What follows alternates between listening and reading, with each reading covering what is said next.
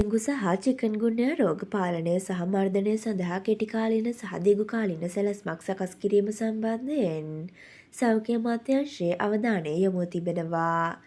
Dengue සහ චිකන්ගුන්යා රෝගීන් වැඩි වශයෙන් වාර්තා වීම සැලකිල්ලට ගනිමින් ඒ සම්බන්ධයෙන් ගත යුතු ක්‍රියාමාර්ග පිළිබඳ සෞඛ්‍ය අමාත්‍ය නලින්ද ජයතිස්ස මහතාගේ ප්‍රධානත්වයෙන් විශේෂ සාකච්ඡාවක් පවත්වා ඇති අතර මෙහිදී එම තීරණය ගෙන ඇති බව සඳහන් වේ.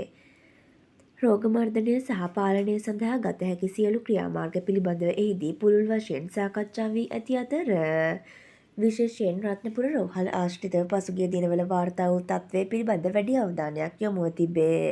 සෞඛ්‍ය ආරක්ෂිත ක්‍රමවේදයන් පිළිබඳ ප්‍රජාව දැනුවත් කිරීමට අදාළ තීන්දුව තීරණ රැසක්ද මෙම සාකච්ඡාවේදී ගෙන ඇති අතර ඒවා කඩිනමින් ක්‍රියාත්මක කිරීමේ වැදගත්කමද නිලධාරීන් වෙත අවධාරණය කර තිබේ.